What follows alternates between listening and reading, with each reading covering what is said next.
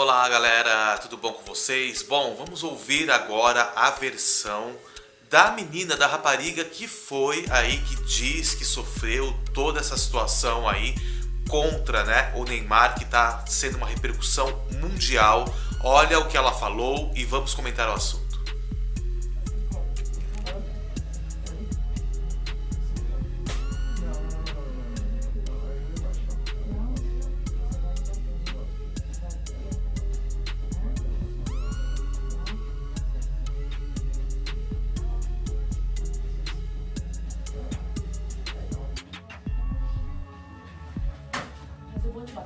Sabe por quê? Vou te bater? Sabe por quê? Sabe por quê? Porque você me agrediu ontem, você me deixou aqui sozinha. Sabia qual é? Exclusivo, o jornalista Roberto Cabrini entrevistou a modelo que acusa Neymar de estupro. Você vai ver em primeira mão o relato de Nájila Trindade Mendes de Souza, que hoje passou a ser representada pelo advogado Danilo Garcia Andrade. O assunto virou manchete em praticamente todo mundo. Quem é, afinal, a jovem brasileira que afirma que o jogador Neymar a estuprou? Chegou o momento de tirar as dúvidas e de mostrar a história que ela tem para contar. Qual é o seu nome completo? Nájila Trindade Mendes de Souza. E quem é a Nájila Trindade Mendes de Souza?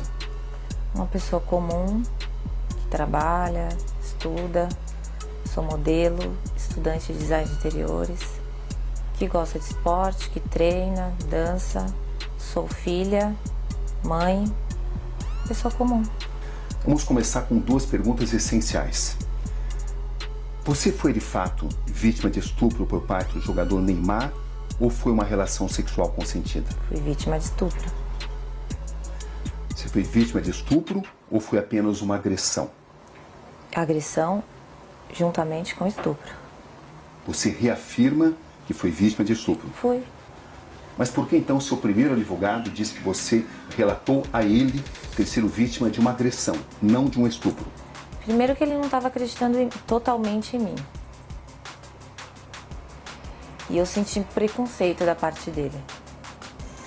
Porque ele disse pra mim que...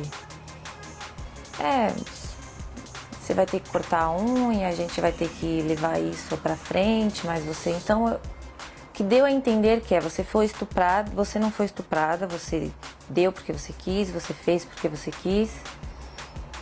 Então eu vou isentar essa parte, eu não vou colocar essa parte. Eu vou falar agressão porque eu tenho as provas, você me mostrou as provas da agressão, que foram as fotografias. E eu acho que ele só acreditou em mim porque ele viu a foto que o próprio Neymar mandou pra mim.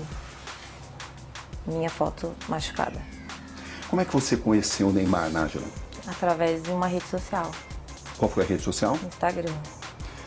Como é que foram as conversas? Como é que você as escreve?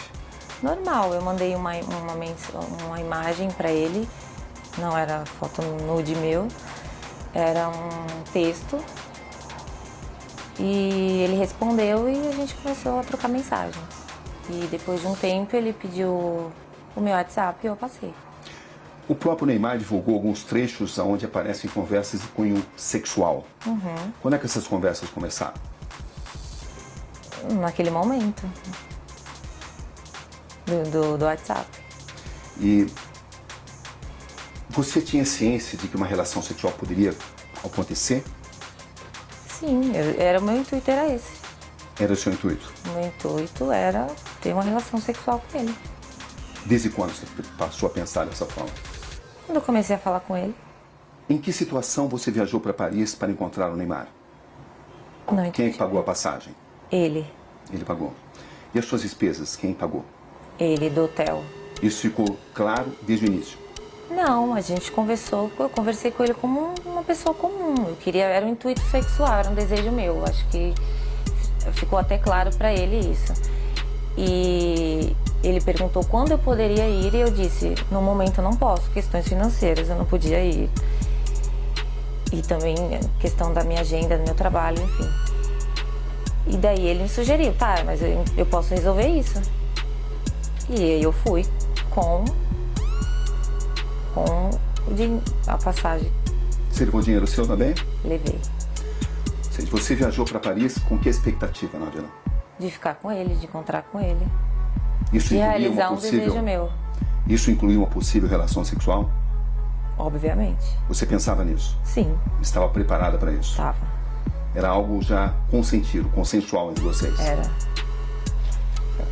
Quando você chega a Paris, o que acontece? Eu vou pro hotel, ele me manda mensagem falando que ia pra uma festa e que ia passar lá antes pra me dar um beijo, pra me cumprimentar antes de ir nessa festa. E a partir disso, o que acontece? Eu tinha um desejo de ficar com o Neymar. Quando eu chego lá, tava tudo bem, tava tudo legal as mensagens, eu ia conseguir, entendeu? Só que quando eu cheguei lá, ele estava agressivo, totalmente diferente daquele cara que eu conheci nas mensagens. Até aí, tudo bem. Como eu tinha muita vontade de ficar com ele, falei, ok, vou tentar manejar aqui. E a gente começou a trocar carícias, começou a ficar, a se beijar. E daí ele me despiu. Eu não Até achei... então foi tudo consensual? Foi. Até aí tudo bem. Só que depois ele começou a me bater. E eu falei assim, nos primeiros, ok, tava tudo certo. Só que depois começou a me machucar muito. E eu falei, para. Você falou isso de forma clara? Falei, para, está doendo. E ele falou, desculpa, linda. Ok, continuamos. Deitados na cama, rolando e tal. Eu falei, você trouxe preservativo? Porque eu não tenho. E ele disse, não. Eu falei, então não vai acontecer nada além disso.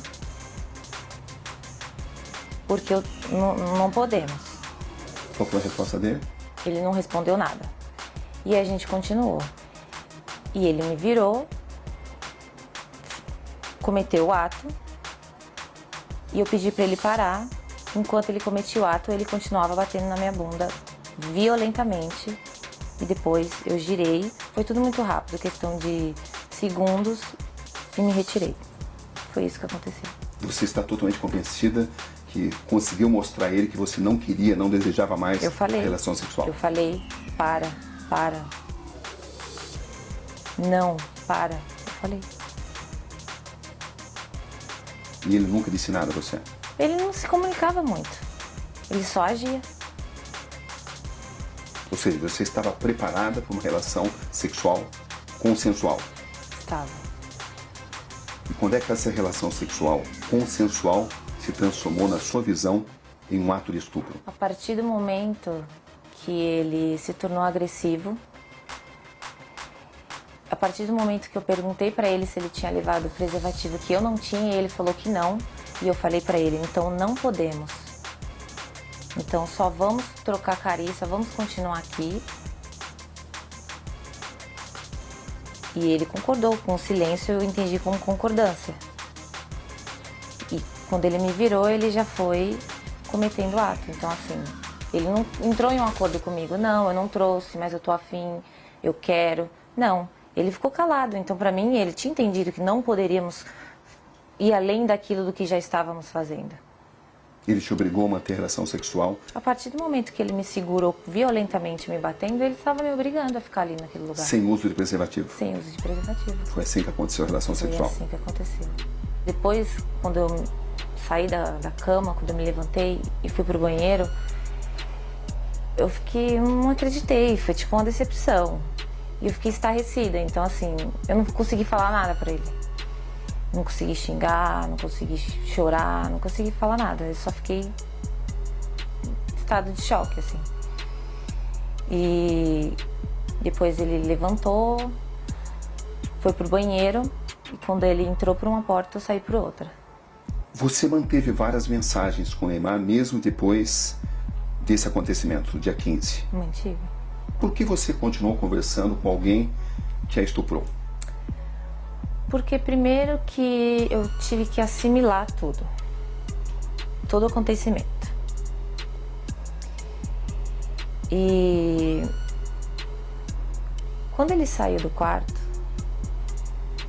e eu comecei a entender tudo o que tinha acontecido comigo e como ele foi estúpido, como ele foi ruim, como ele me violou e me violentou, eu quis fazer justiça.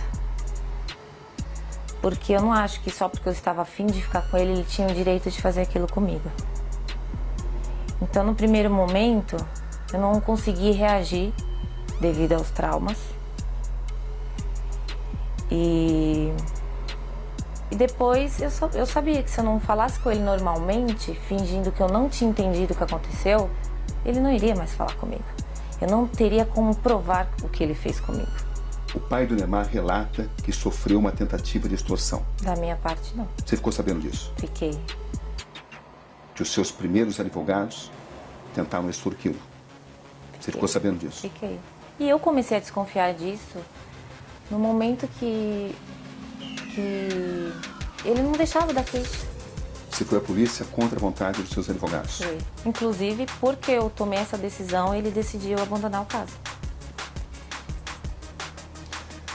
Você tinha conhecimento de que tinha sido pedido uma indenização ao Neymar e ao pai dele? Não. Ele falou que ia fazer uma reunião com os advogados dele, que era para falar, levar até eles o que estava acontecendo.